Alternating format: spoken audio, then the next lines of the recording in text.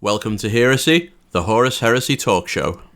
In this video, we're going to be talking about the Legion Breacher Squad. We're going to be talking about the basics of what make up the unit, the key equipment options and decisions that you've got to make, a general assessment of the unit, how you can use them on the battlefield, some Legion-specific uses, and then what I feel is the overall rating for the unit.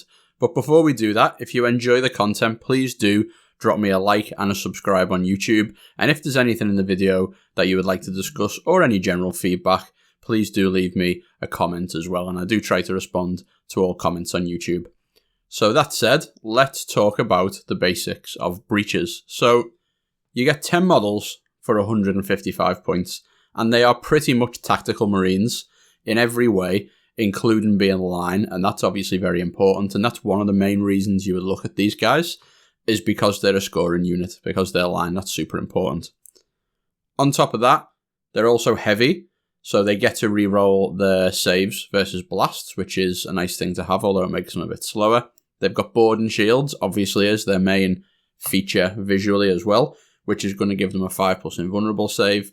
And they also come with breacher charges, which is a little bit of a niche use. Automatic strength 10 AP2 hit in combat against fortifications will come in handy now and again, but is probably more suited for narrative missions. Finally, they can use a termite, which is relatively unique as a dedicated transport, and they can also use a land raider, but they can't use a rhino. Let's take a look at some of the key equipment choices that you can take with breaches. Now, mostly they've got the same profiles and same equipment choices as a unit of tactical marines, but the key choices for these guys: they can take Volkite charges for 2 points per model, which is pretty good.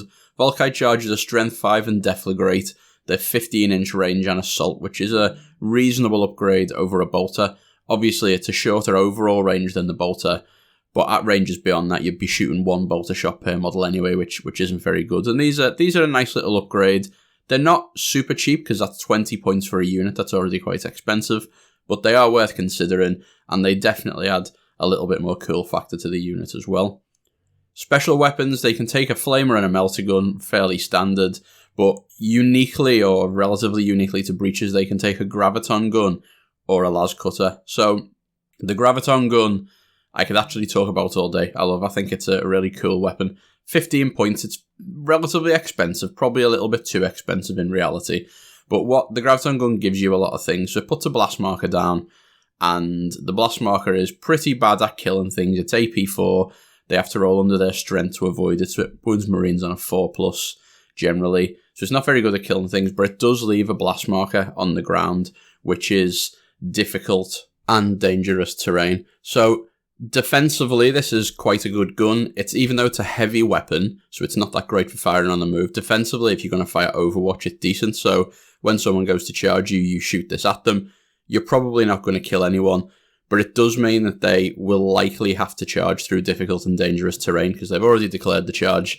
It's too late for them not to try to move into contact with you. Now, what it doesn't do, it doesn't give them -2 inches on their charge for going through difficult terrain, because the charge roll's already been resolved, which is frustrating. The graviton gun's also concussive, but because of the weird way the concussive rule is written, it doesn't actually do anything in Overwatch, which hopefully we'll see fixed at some point. But what it does do again is it means they charge through terrain, which means it's going to be a disordered charge, so they won't get +1 attacks when they charge you. And also as well, because it's dangerous, they might lose some models. So the graviton gun's a really interesting, quite unique weapon in that way. It's very good defensively for units who are going to get charged, like breaches. So it's potentially worth putting one of these in the unit. I don't know whether I'd go with the full 2. In a unit of 10, they're a little bit expensive, but it's a thing worth thinking about. Also as well, graviton guns are obviously haywire, so having the opportunity in your turn to shoot an enemy vehicle, albeit at a short range, and have a very good chance of glancing it is a nice thing as well. Then they've got the las cutter, which is a very unique weapon for breaches. Now this is 8-inch range, strength 10, assault 1, and it's armor bane. Now 8-inch range might not sound like too much, but when you think about melter guns in their armor bane range, have actually got a 6-inch range on 2 less strength. This is a super powerful anti-tank weapon. It basically penetrates everything in the game. On average is even 15 armor, flare shield, Spartans, but it's 20 points, which is very expensive. And I think it's too expensive, really, most likely. I think at worst it should be probably the same cost as a melter gun because it goes on these guys. But that's just what we've got to deal with. But it is a very powerful weapon and pretty cool. It's got a second hidden secret mode as well where you can use it in melee. So it's strength 7, AP 1, but it's unwieldy and cumbersome. So you only hit on 6s with it. But if you do hit things with it, you're going to go through the armor at least. So that's a nice throw in, even though it's not very good at all. Given the weapon's already a good weapon, that's quite good. Again, very expensive. Both of those guns very cool, but very expensive. The last key equipment option is the Sergeant can have a Thunder Hammer, which you obviously don't get in tactical squads, usually. And having such a big, scary weapon on a model in a squad like this is sometimes, as we know, it's always nice to have your Sergeant with a power weapon. But again, expensive for the unit that it's on.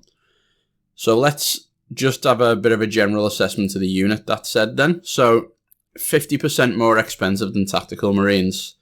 That's quite a lot, over 50%, 155 versus 100 for 10 guys with effectively the same stats. Some slightly better saves, etc. But they do lose Heart of the Legion and Fury of the Legion. Or if you're comparing them to Despoilers, Spite of the Legion, they lose stuff that Tactical Marines have got and they get more expensive. So they are better versus Blast because of Heavy, and they are better versus AP3 weapons because they get that invulnerable save, which is important. But if someone's shooting you with Bolters or Volkite Culverins or something like that, you know, something where it's just a lot of shots and it's not a template, they're actually worse because they're no better off than a Tactical Marine and they're just like 50% more expensive. So they've got a good use against some units, but if your opponent plays smart and just shoots them with the weapons that they are less good against, he actually wins out compared to if you're just taking a nice cheap unit of Tactical Marines. So those things being the case, how do we use this unit? Well, I think the first key is to keep them cheap. They are on the expensive side, and they are probably a little bit too expensive for what they do. Sinking lots of points into them to make them fight better when they don't fight very well in the first place is probably not a great investment. So although you've got that Thunderhammer option on the Sergeant, he's just 2 attack strength 4. You know, he's probably not the guy you want to be sinking 15 points for a Thunderhammer into. And similarly, although you can give them lots of extra weapons, you know, you could give 8 of them Volkite Chargers and then 2 of them Las Cutters and make it a really, you know, shooty unit compared to what it was. But that would bring the cost up to over 200 points. And remember, they are ultimately just slightly tougher Tactical Marines.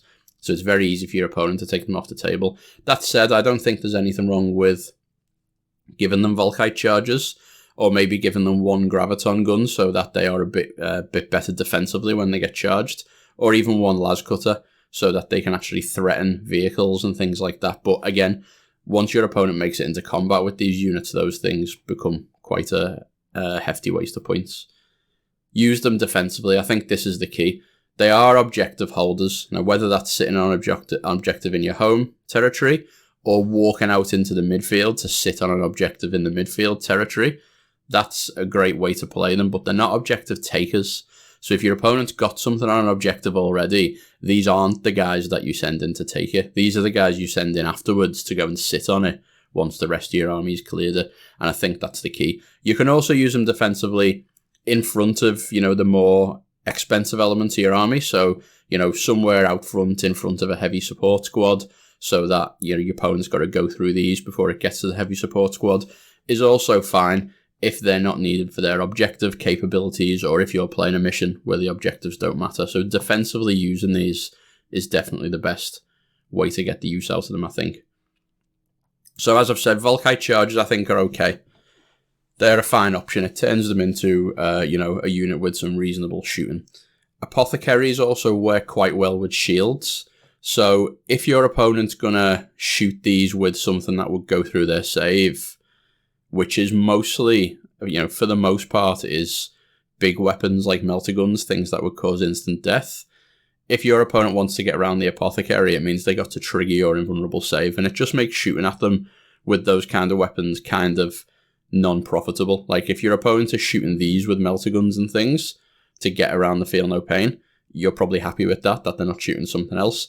And if they're not doing that, then it means you're getting the full value out the apothecary. So that's okay. But that does go contrary to keeping the unit cheap. So bear that in mind in the context of your overall army, whether this unit really needs an apothecary or not. You can accompany them, and this is what I like, with a more capable unit.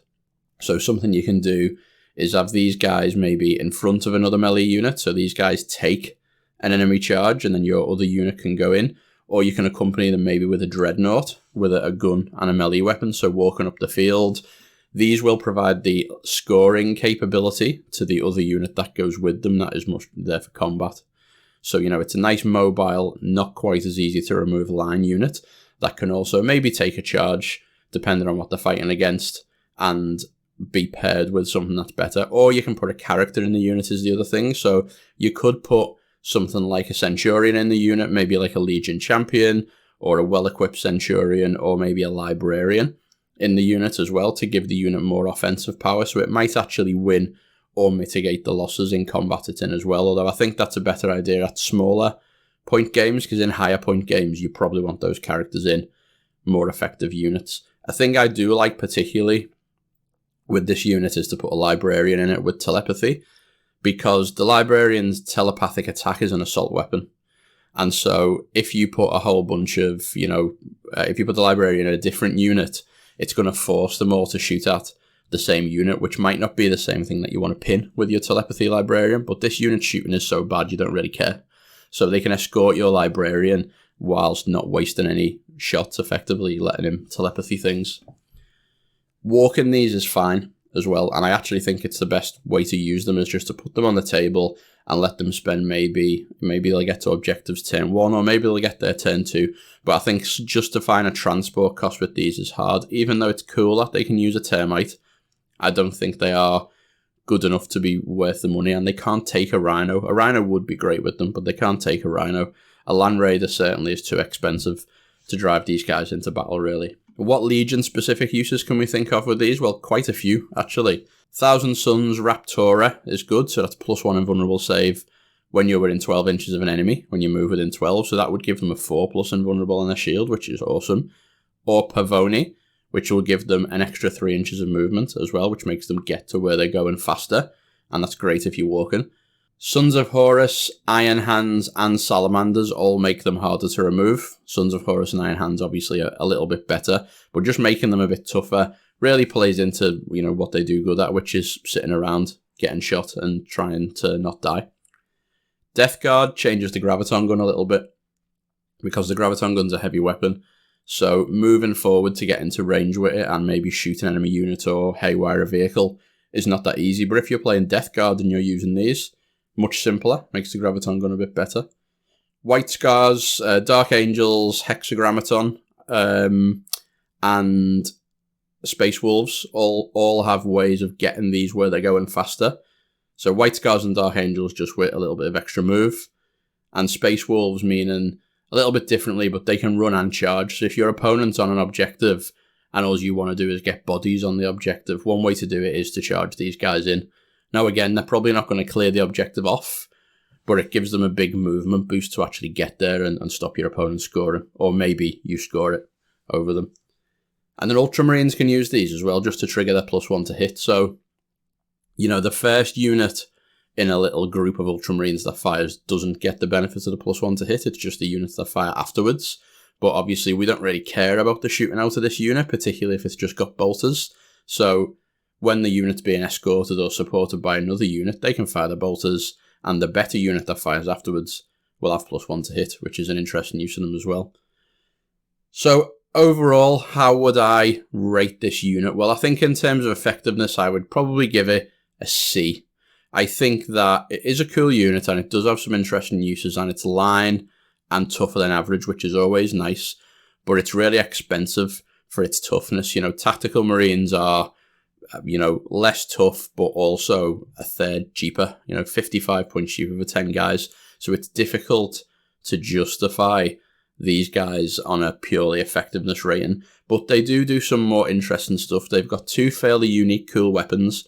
They've got shields, which is actually the things that attracted me to Medusan Immortals, the Iron Hands breaches. They just look so awesome, and they do something a little bit different. It's not a thing that exists in other Warhammer games either, and for that reason I give them a coolness rating of A, and I think that is, they are a really great looking unit. So I think that these are definitely a unit that you can use in your armies.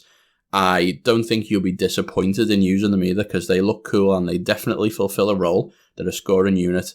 They're a bit tougher than average, which is great. Maybe don't go to town on taking multiple units of them, because it might just, squash your army's effectiveness down a little bit too much. But certainly a unit that will look cool and perform at least a role for you on the tabletop. And that's the end of the show. I hope it was useful to you guys. I hope you enjoyed the format. If you did, please do drop me a like and a subscribe down there on YouTube. And if there's anything from the episode that you'd like to discuss, or just any feedback on the episode at all, then please do drop me a comment. Thank you very much for watching, and I will speak to you all soon. Bye bye.